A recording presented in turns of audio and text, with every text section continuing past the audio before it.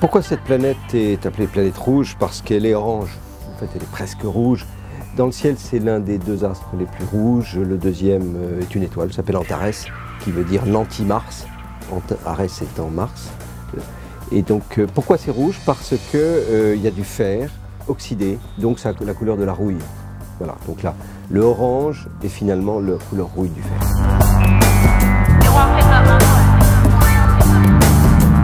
Alors la problématique de Mars, effectivement, c'est lié à l'eau, l'eau sous sa forme liquide, parce que les biologistes disent et ont toujours dit qu'il fallait de l'eau liquide pour avoir la vie.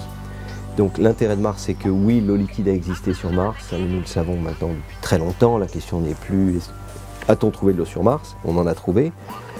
Par contre, on en est au stade aujourd'hui d'avoir beaucoup d'indices qui font penser que la vie a peut-être existé, et c'est ce que nous recherchons.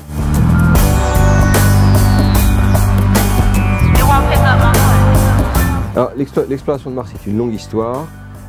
Pour la résumer simplement, 33 tentatives d'exploration, j'inclus donc les échecs, et seulement 12 à 13 succès. Donc on a à peu près un ratio de 2 tiers d'échecs et 1 tiers de succès. Les atterrissages sont tous des réussites américaines. Les Russes ont tout raté.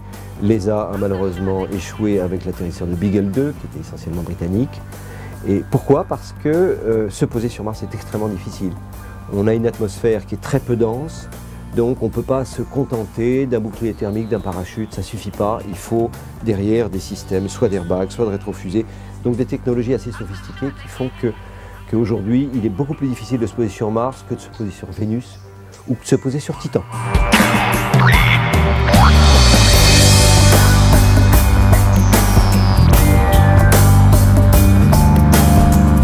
L'actualité de Mars aujourd'hui est une mission qui est en route vers Mars.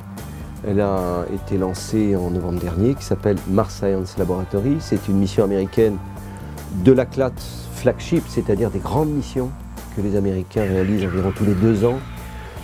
Un analogue, c'est Cassini-Huygens, qui est autour de Saturne. Et cette sonde est constituée essentiellement d'un rover, un véhicule à 6 roues automatique d'environ 1 tonne, qui va se poser sur Mars le 6 août prochain à 7h15 du matin. Et nous, CNES, nous avons eu la chance d'être sélectionnés dans un appel d'offres très compétitif sur les instruments scientifiques de MSL. Et donc nous contribuons sur 2 instruments à travers des laboratoires scientifiques.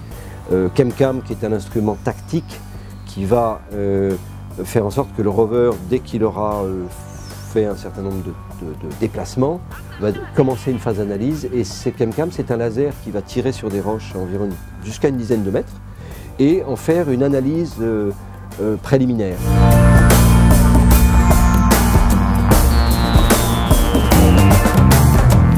Le CNES a souhaité être partenaire du livret de la Poste, notamment le livret sur Mars.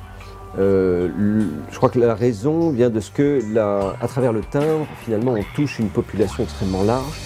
Et moi-même étant un philatéliste, on est philatéliste à 8 ans, à 10 ans. Bon, et en plus, les planètes sont un thème qui fascine les très jeunes.